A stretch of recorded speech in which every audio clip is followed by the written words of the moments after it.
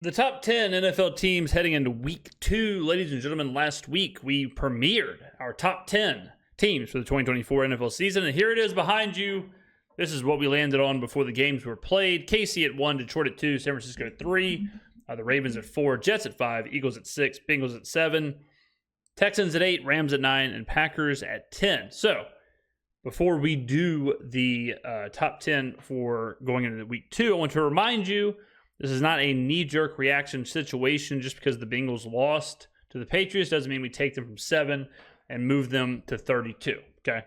So let's take a look. In week 2, so KC remains number 1, Detroit remains number 2, San Francisco remains number 3. They were really, really good. I think all of them had good wins. KC, lucky at the end there with the Isaiah Likely's toe being over the line to get the win against Baltimore. Detroit is turning into one of those teams, and I talk about this all the time, where really good teams just find a way to win. KC, Detroit, Philadelphia, and Detroit is that team now. Decades of losing has taught this team how to close out games, how to win games they probably shouldn't, and they beat a very game Rams team. The Rams looked really good too. Baltimore, I'm not sure if they should drop very far from that performance. You take the defending champs to the limit on the road. I think they'll be fine. The Jets, really disappointing. The Jets were very, very disappointing on both sides of the ball. It's easy to say Aaron Rodgers wasn't good, and it's easy to say the offense wasn't good. But my God, when you're talking about the number 1 defense, not even a top defense, the number 1 defense, and you get absolutely gashed by a backup running back when you know they're running the football. 180-something yards on the ground when they knew what was coming. They couldn't stop anything. Rodgers was pedestrian at best. He at least looked physically able. Like Kirk Cousins looked like you could tell there were issues with his plant foot. There were issues with his Achilles, and I'm not a doctor, but didn't look good for Cousins. Rodgers physically looked the part. He just looked like a guy who hadn't played football in a year. So I still have hope for the Jets, but they certainly aren't going to be at 5. The Eagles, so I thought the Eagles were pretty good. I know the Jordan Love injury kind of changes things for that game, but the Eagles are one of those teams where they're just going to keep on pounding away and force you to stop it. I thought the Eagles were pretty solid, so I like where they're at. I certainly like them to win the NFC East. The Bengals, no doubt about it, really disappointing. I mean, how in the world? It goes to show you, ladies and gentlemen, that when these teams don't practice, it is not a given. It's not a given they're just going to roll the ball out and be sharp from day one. We saw that here. The Jamar Chase situation, it's crazy it's lingered this far into the season, but they're a well-oiled machine until they aren't. They're a well-oiled machine until Burrow's missing some pieces, or Burrow's hurt, or this player's hurt, or this player's holding out. I think Cincy will be fine, but I don't think they are necessarily the Cincinnati team that we're used to seeing. So there's definitely some holes there. They will drop as well. Houston, really good win. Good win against a divisional opponent, a team that, I think is right there with them. I think Anthony Richardson in Indianapolis, I love what Shane Steichen does. But Houston got the win. Good teams win. What I tell you, good teams win even if you're not at your best. So Indianapolis has a big problem with their defense. Their defense is they're going to drop back. They're going to play that shell, don't beat you over the top defense, and that's it. They don't change. They don't switch things up. So it's kind of crazy to sit there and watch Nico Collins absolutely torch them. I have the box scores pulled up here. Let's see what Collins ended up with. Collins ended up with 6 for 117. And the Colts never, ever thought about changing their defense to stop them. So, it happens. But the Colts put forth a good effort. That'll be a, wire to wire. Those two will be going at it for that division. But Houston's going to get a bump. The Rams won't get dropped that much. They did lose, so they will drop. But I thought the Rams were really solid, especially with Nakua going down. Now, Nakua being on the IR, I do take that into effect. So, Green Bay drops out of the top 10. They lose, and Jordan Love's out for who knows how long. I'm assuming a couple weeks. No reason to rush him back. If it's Malik Willis or Ryan Tannehill, it doesn't really matter to me. They certainly are not going to be a top 10 team. A team being introduced into the top 10, a team I was dead wrong on, is the Dallas Cowboys. So I thought the Dallas Cowboys would struggle because of their offseason with Dak and with CeeDee Lamb and some moving parts and Ezekiel Elliott and Dalvin Cook being the running backs. And I'm not a big fan of Big Mike and Dan Quinn leaving, Mike Zimmer taking over the defense. A lot of variables there. That was a tough game. Going on the road to Cleveland. Cleveland took money, including my money. A lot of sharp action was on Cleveland. And here's the bottom line for Cleveland. Deshaun Watson might be the worst $275 million investment in just business history. Wow. I mean, the fact that they are tied to this guy with that guaranteed contract, and he is so much worse than Joe Flacco. I say Joe Flacco because he obviously was the Browns quarterback last year. It is insane that the Browns could have virtually any other quarterback in the NFL, and it would be an upgrade. There are backups that would be an upgrade. The question now for the Browns is Jameis Winston one of those backups? And can you have the guts to sit your $300 million man, or do you allow Deshaun Watson to tank the franchise? He is so bad. He is so washed. So washed. So Dallas enters the top 10. Dallas looked great. I mean, their defense looked good. Micah Parsons was everywhere. They just torched them on offense. I mean, CeeDee Lamb looked like he didn't miss a beat. Ezekiel Elliott even got into the end zone. Look at that box score real quick. Jake Ferguson, a big piece of the Cowboys offense. It looks like he did dodge an injury, so that's good for Cowboys fans. Yeah, CeeDee Lamb, 5 for 61, 10 targets. Ezekiel Elliott, 10 for 40, and a tutty. There you go. Dak, knocking off some rust. I mean, again, 19 for 32, 179. Isn't going to get you in the Hall of Fame, but could have been a whole lot worse, and that whole lot worse is Deshaun Watson. Okay. So let's go ahead and put these teams. Let's go ahead and start moving some pieces around. So we're going to move the Eagles up. They're going to be our 5. We're going to move the Texans up. They're going to be the 6. All right. The Jets, I will move them down to 7. I still believe in the Jets. I think the team, I think it can be good. I'm going to drop them from 5 to 7. That is a difficult opponent. Like when you're going on the road and playing San Francisco, they're a 4.5 point dog. So it's hard to slam them too hard for losing a game they are absolutely supposed to win. I'm less concerned about the offense because I know Rodgers will figure it out if he's on the field. You got to figure he's going to be rusty. Again, he hasn't played in a full year. Just in any kind of football. Man's been doing ayahuasca. I'm more concerned about the defense. A big part of the reason I like the Jets is because of this idea that the Jets have the best defense in the NFL.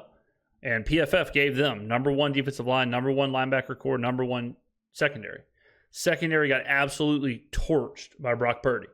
They were doing whatever they wanted. Defensive line linebackers got absolutely embarrassed by the 49ers running attack. If Christian McCaffrey's in that game, my God. So I'm still going to hold on here. The Jets do have an easy schedule. Jets have a very, very easy schedule coming up. So I think they do right the ship. So I'm not going to drop them too far.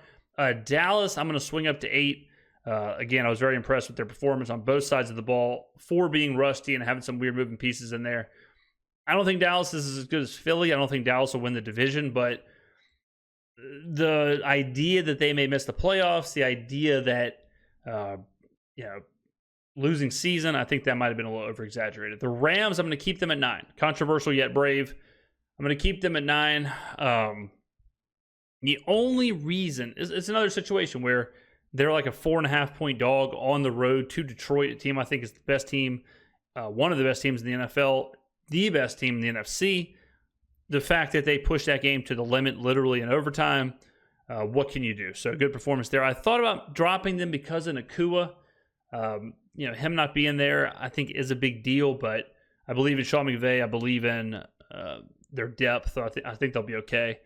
Cincy, I'm giving you a shot here. I'm giving you a shot. This is a loser leaves town match. They are playing the Kansas City Chiefs. They are a 6.5 point, 7 point dog.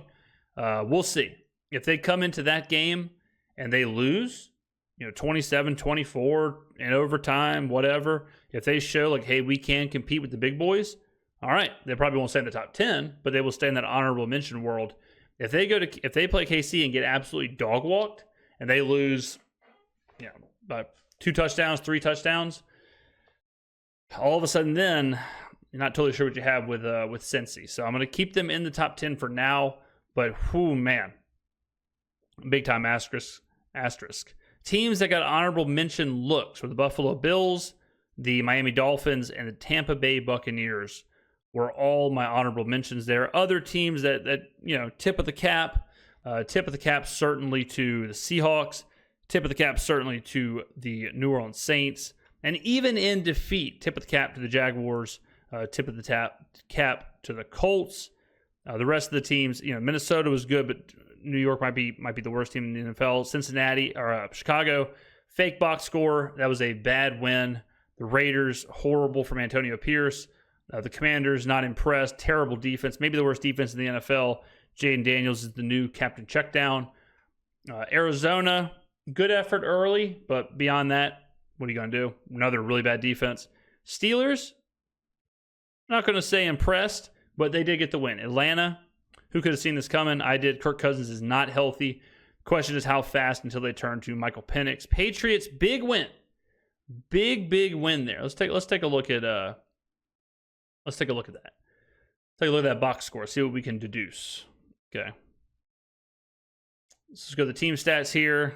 Pats, Bengals. Pats on the road. YPP. Now, this can be a bit deceiving because if you're the Patriots here, you get up to a big lead, which we'll call 10-0. I'm not surprised that Gerard Mayo said, hey, let's run the damn football. Let's run the damn football and get the hell out of here. So in games like this with a huge underdog who already is a very defensive-oriented, kind of a slower, methodical offense, defense-oriented team, sometimes YPP doesn't tell the whole story. I mean, right here, ladies and gentlemen, they run it 40 times, 25 times from Ramondre Stevenson, run for 4.5 yards a carry, basically. So I'm not too shocked that they lose the YPP, barely though. We look at everything else, like total plays. 64 plays to the Bengals, 48. Third down, held the Bengals to 4 for 11. They were 6 for 15 themselves. Time of possession, obviously a big discrepancy when you have almost 20 more plays than your opponent. And then, of course, the great equalizer, turnover. So if you look at this box score, if you showed me this, I would say, yeah, looks like the team on the left wins. So this is a deserved win. This is a deserved win right here. This isn't fake. This isn't fugazi like the Bears. +2 the turnover margin, plus 10 minutes in time of possession. YPP relatively the same. Rushing yards per rush, relatively the same, also known as exactly the same. Yeah, looks like a win to me. So hard-fought win. It's not one of those things where you look at this and you say, like, the Pats might have something here. I don't see that. Pats might have a decent defense, you could say. Pats may be good defensively. Pats may be able to run the football. Some of those things you can say, but beyond that, I don't really take much for the win. So the Pats don't crack like my top 10 or anything. They're still one of the worst teams in the NFL, but I think you win a game like that, you run the football like that, and you play defense like that, you do separate yourself from the Giants. You do separate yourself from the Panthers. That's how that works out. So you can kind of see before the season, and we did this with Arizona last year, where Arizona everyone thinks is the worst team ever going into last season. Worst team ever. And you watch them play, and you're like, well, I mean, this team's kind of scrappy. This team can do things. This team can play. It's not a complete pushover, and then you quickly see like they are definitely not the worst team in the NFL. And this season, I think already you can kind of start seeing who those teams are. Like you can already start seeing those teams kind of figure themselves out, where some combination of let's see, probably there, maybe there. yeah, some combination of Tennessee, Washington, Denver, Carolina, and New York. Like those are probably your 5 worst teams, more than likely. Like this is kind of how it looks. So you've got, like, if y'all can see the honorable mentions here. So I would say honorable mentions: Miami, Buffalo, Tampa, Seattle, and then like those 3 are the honorable mentions. Those 3 could have snuck into the top 10. Then it probably goes Seattle. Let's see, there. Then it probably goes.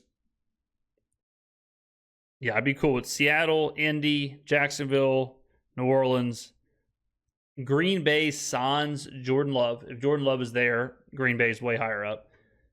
All right, then let's fix some of this stuff. This kind of looks about right. So then you go. Green Bay is like a huge asterisk. Like, ignore Green Bay because we right now I don't even know who their quarterback is. If it's Malik Willis, I'm dropping them big time. If it's Ryan Tannehill, I might keep them in the middle.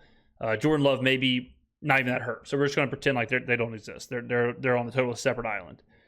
I would drop. Let's see. So Minnesota's there. I'd probably have the Browns. I still have the Browns kind of up.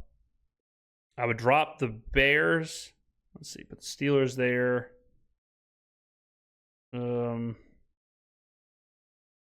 Maybe like this. This looks about right. So real quick, like 32. And from Jacksonville to about Chicago, that is where you're going to see the most mix-up in the NFL. That's where you're going to see the most moving and shaking. Is that like, let's see, that's 10, 11, 12, 13. So 14 through 15, 16, 17, 18, 19, 20, 20 through 22. 15 through 22 is probably where you're going to see the most shakeup given any week. That's probably the highest variable teams. And then I'd be very confident saying the bad teams start here and go Arizona. I'm not even sure if Arizona's bad, to be honest. That might be unfair. But Chargers, Raiders, Patriots, Titans, Commanders, Broncos, Panthers, Giants. I'm very confident saying those are your worst teams. 1, 2, 3, 4, 5, 6, 7, 8. So I think we have a pretty distinguished, just from 1 week, a pretty distinguished 8 bad, what I would consider bad teams.